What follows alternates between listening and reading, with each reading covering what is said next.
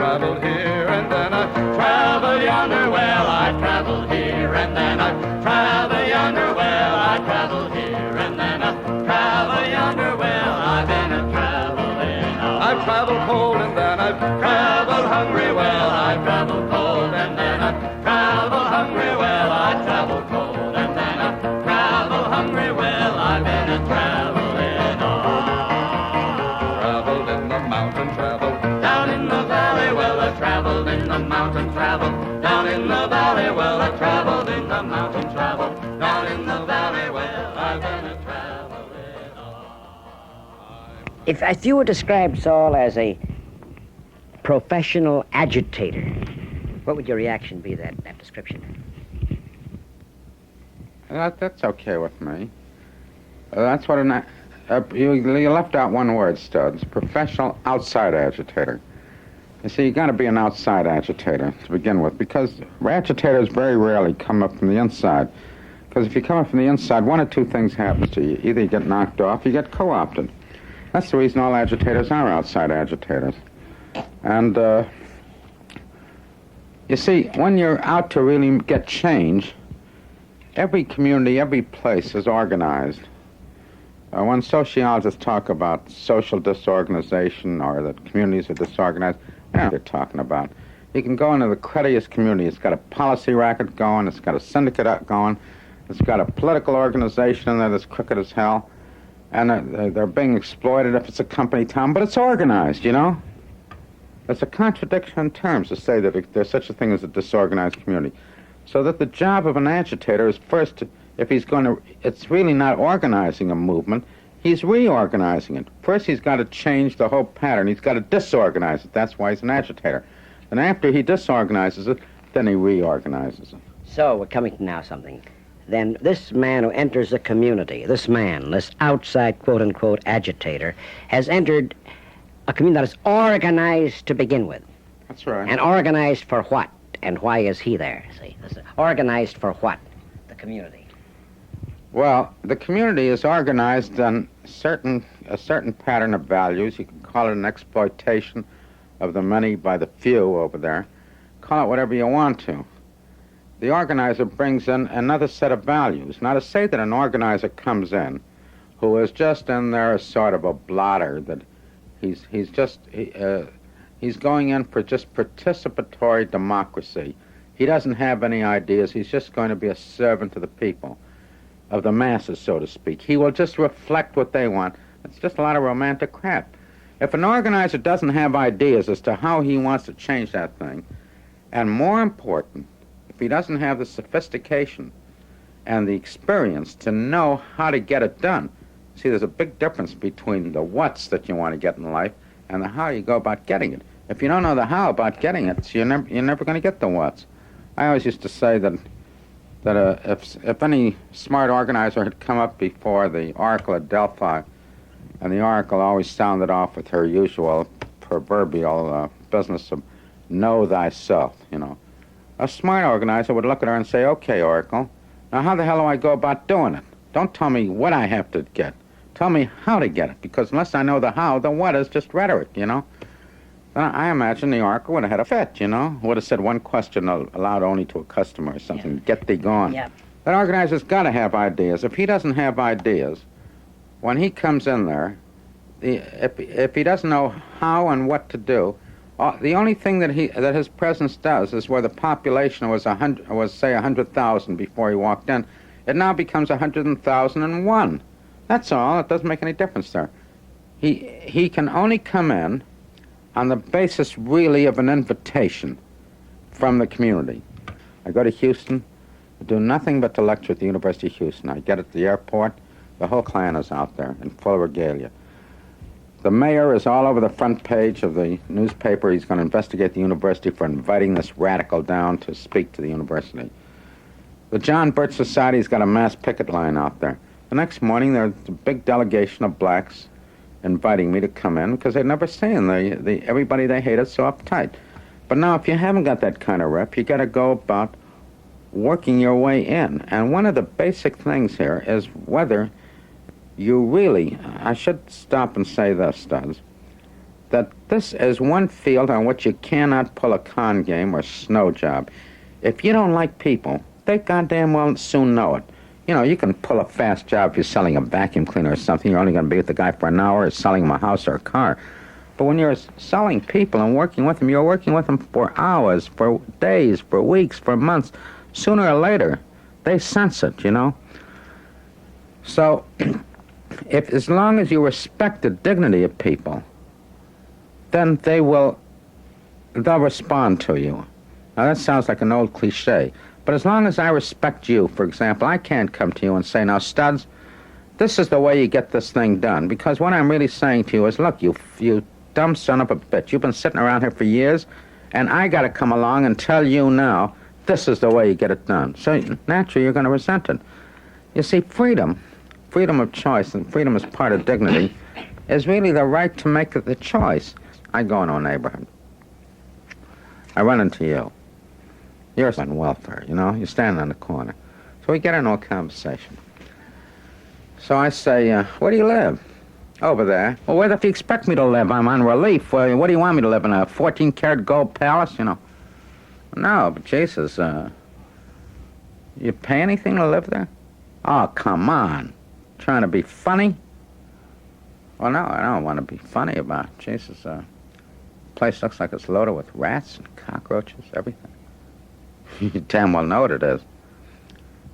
What would happen if you didn't pay your rent? What would happen? They'd throw me out, my kids and everybody else. What do you mean? Yeah.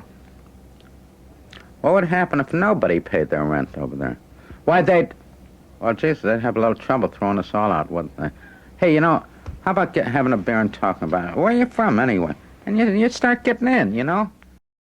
You have got to communicate to the people that you have got those abilities and those talents that make for a winner. They're so tired of losing. They've been playing losers all their lives, you know? Now, you can't do it by saying, I'm a winner, or I'm so smart, you know, or I got all these abilities. And they don't believe their own on it, that this guy's okay. The most that means is that you're okay as far as being on their side, but not that you got the stuff to win. Now, they may hate the establishment, hate its guts, but like everything, and they fear it. But fear is always a concomitant of reverence. Regardless of all their feeling up there, they feel those sons of bitches are smarter than we are. They got all the way up there, and look at all they have, the power they got and everything else. They got something, you know. Now, if that establishment upstairs turns around and says, Alinsky is a dangerous agitator, red revolutionary, then you got it. Because, you see, the moment they say that I'm dangerous to them, to the people down here, they figure, well, geez, this guy may be able to win. Otherwise, they wouldn't say he was dangerous. Dangerous to who? To them. And anybody who's dangerous has got a chance of winning. And the moment, of course, obviously, they brand you as an agitator, as an enemy, it means it also commits you on the side of the people. So what you do is not only try to get the invitation along the lines that I've indicated, but you've got to get that establishment up there to really denounce the... Who is it invites you into a community? And perhaps you can be specific about certain ones you've been in. Who invites you in? All right, well, let's take Rochester, New York. They blow in a race riot in 1964. Until Watts blew the next year, it was the worst riot in the country. The National Guard was down there, a helicopter crashed, lives were lost, and so on. So the Rochester Area Council of Churches, these are all the white churches, including some of the blacks, respectable black churches. My answer to them was, oh, now wait, cool it. You know, we're not one of these colonial operations like the Christian churches. You send your missionaries all over the country, all over the world, whether anybody asks for them or not. You haven't got business speaking for the black ghetto. We'll come in and organize, but we'll organize your white communities. But until the black ghetto asks us to come in, we're not coming in. So then the job starts very quickly. The papers went into an uproar. The front page editorials and stuff in which they were saying if Alinsky comes in, that's the end of peace and love. They'd had a riot the year before between ourselves and our black fellow Americans. Radio, every hour on the hour, they'd come out with these editorials. I mean, every hour on the hour. So the blacks were reading all this stuff, and on top of that, they had a statement. Malcolm X had been in Rochester just 3 weeks before all this began, It was actually just about 6 weeks before he got it. And he was asked a question by the leader of his forces in Rochester, what about Saul Alinsky? And his answer was, use him, squeeze him dry, get him in here, learn everything you can, and then go on yourself on a thing. So between Malcolm's statement and the white establishment just raising hell about me, next thing I knew, we had an invitation from every black church in the ghetto, every civil rights group, every street gang, and more than 13,000 individual signatures on petitions from a total population of 35,000. So if you took the kids out of the scene, you could say that every black in Rochester signed a petition inviting us in there. Now that's what I mean by an invitation. What happens? Leaders turn up, community leaders. Leaders turn up, you develop. If you don't believe in people, if you don't believe in them, studs, then what you have to believe in, of necessity, is a dictatorship, an elitist society, an aristocracy. You have to, if you don't believe in people. Now, I don't believe in people as any kind of a political paradise. I don't believe there is a political paradise. But in terms of alternatives, life has never afforded you what is best. You never get that luxury. It's always, you make your value judgment and you make your possession in terms of the alternatives. And if you leave a free and open society, at least relatively speaking as it's used, what are the alternatives? And when I turn to the kids on some of this stuff and say, you're talking about love and you're talking about peace and cooperation and all these other beautiful words that have been around with mankind for ad infinitum, you're not asking for a revolution, you're asking for revelations. I never meant anything so much in my life as I did in that last line to the introduction of Reveille, that the pursuit of happiness is endless, that happiness lies in the pursuit.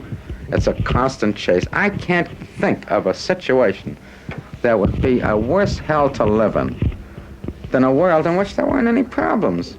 It's life. Look, every time you resolve a problem in the resolution of it, you're creating another one.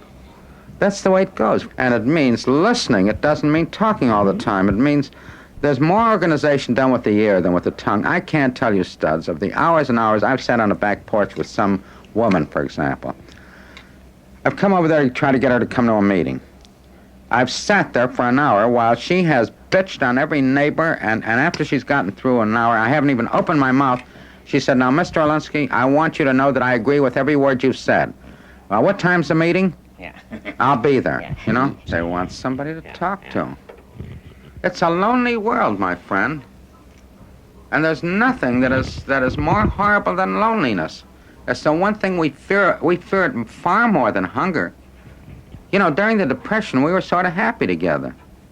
Because the one thing that came through, we were in such a common misery that when we put out a hand, there was a hand to come down and hold us. If we were being evicted out of our flats, not paying rent, our neighbors showed up. People we didn't even know were alive. They moved our furniture back in. People cared, you know. Now, that's where we were getting different values around. And don't forget, in those 30s, too, we were talking about a whole new world that was coming around the corner. The days of the banks were done. We had been brought up on the Protestant ethic of saving our money, putting it in the bank, and the banks folded on us. Everything was collapsing all around us on it. And loneliness, look, I think that this is the reason why we're so scared, we're scared to death of death. Because death is the ultimate in loneliness. They stick you in a box, put you in a hole in the ground, everybody goes away. For one thing, I'm one of those very, very lucky guys who's doing exactly what he wants to do and is getting paid for it. You know, I'm having a ball doing the things I'm doing. Traveled in the mountain, traveled down in the valley. Well, I traveled in the mountain, traveled down in the valley. Well, I traveled in the mountain, traveled down in the valley. Well, I've been a traveling on. I've traveled with the rich, traveled with the poor, traveled with the rich, traveled with the poor, traveled with the rich, traveled with the poor. I've been a traveling on. One of these days I'm gonna stop all my traveling. Oh, one of these days I'm gonna stop all my traveling.